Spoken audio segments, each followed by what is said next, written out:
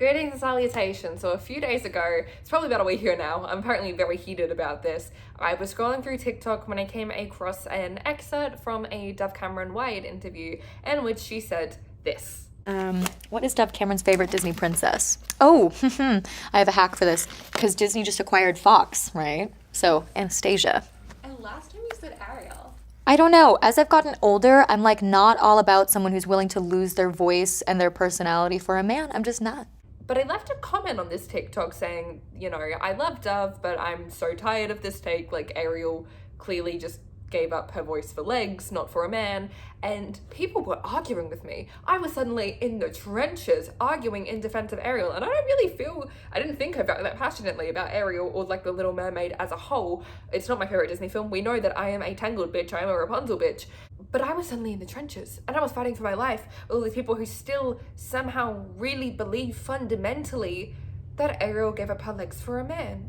And it's just incorrect. And so I'm here to defend her, I suppose. In saying this, I don't think Ariel is above criticism. I don't think The Little Mermaid as a whole is above criticism. But the whole Ariel gave up her legs thing for a man is just wrong. So I would like to say why. I do blame BuzzFeed for this way of thinking. I really do, because I think we were all pretty fine with how we perceived Disney princesses, especially older ones. We kind of played around and made fun of some old tropes. Disney themselves were doing it, and things like Enchanted with like the singing to the rats, and then Frozen with you can't marry a man you just met.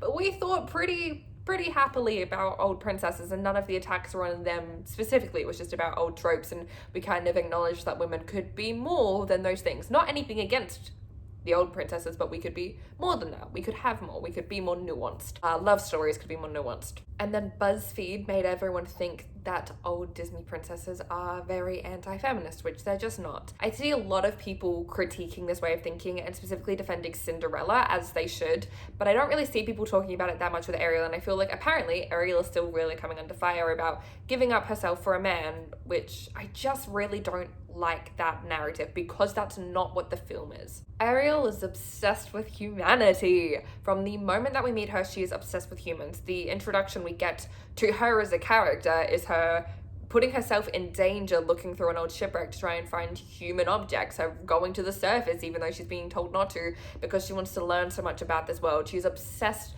with humanity and with the idea of being a human and the world of humans from the moment that we meet her. And when we meet her, she does not know that Prince Eric exists. She has never seen Prince Eric. She's never talked to him, does not know that this man exists. We also learn very quickly that Ariel has a distaste for the royal court that she's being forced to be a part of. And the thing that they cherish the most and prioritize the most about Ariel is her voice. She is constantly disregarding the court and her appearances that she's meant to be making. She doesn't like how her father rules. She doesn't really like being a princess in general, and her whole ideal, everything that she has is this romanticized version of the human world.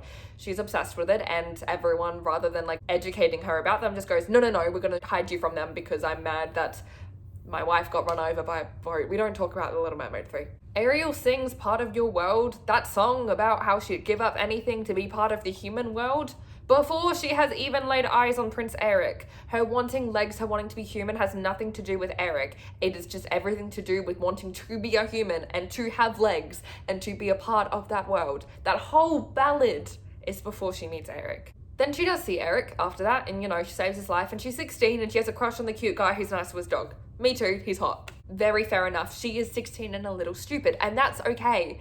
16-year-old girls are allowed to be all consumed by crushes. That's fine. That's not a terrible message to send to young girls. Some girls are just like that, and that is okay. Sometimes I think we go too far with feminism to the point where we then kind of become misogynistic ourselves about women who are traditionally feminine, and I don't like that. The only reason Ariel gives up her voice specifically for a man, the only reason why she's giving up her voice in a way because of Eric is because of Ursula. Ursula finds Ariel at her absolute lowest after King Triton has basically had an abusive outcry of rage.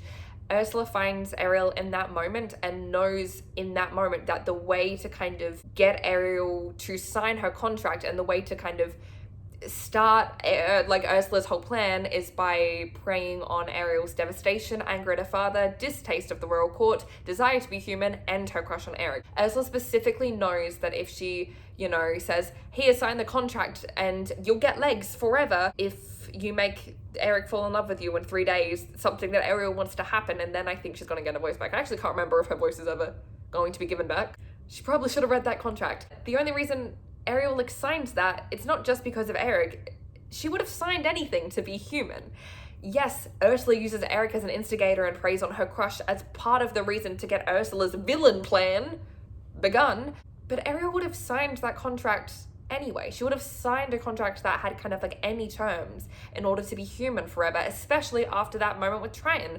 And Ariel is kind of probably a little angry at her voice because the royal court that she disliked so much prioritized her voice over her. They were like, look at how pretty she sings. We're gonna have her sing solo in all our concerts even though she doesn't want to because look, pretty voice. So yeah, she gives up her voice. And the movie knows that she's wrong for doing that.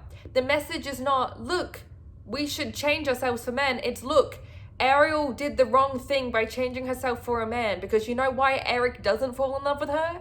Because she doesn't have a voice. He doesn't actually fall in love with her until he hears the voice again. That's the whole thing. He loves her for her voice.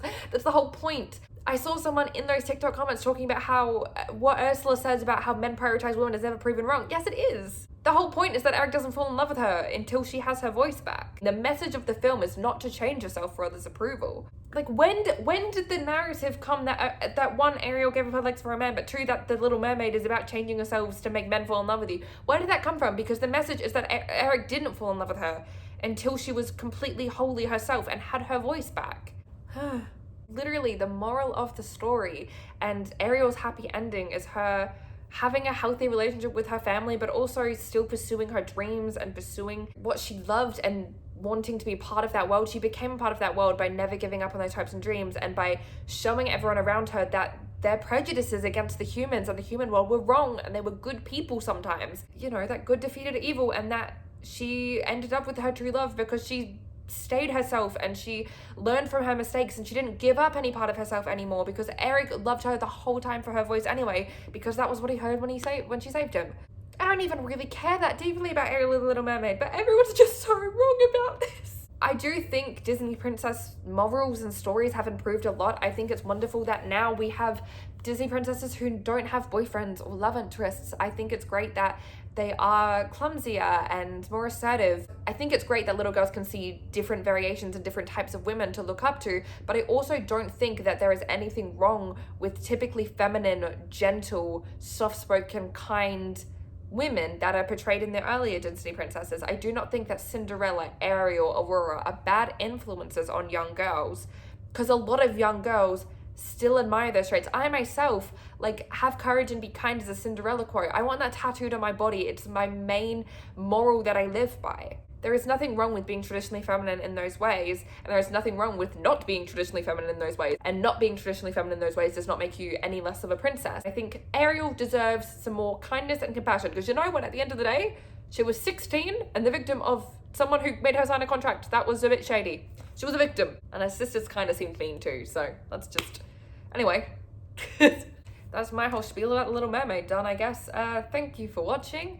If you like Disney stuff, I occasionally make Disney videos. I might make them more if people care about them. I don't think they do. I'm a cosplayer too, so you can follow me on TikTok, Instagram, it's all linked below. I have a Patreon with bonus videos and extra cosplay photos if you want to support me there. But if not, I love you very much. I will see you very soon. Thank you for watching.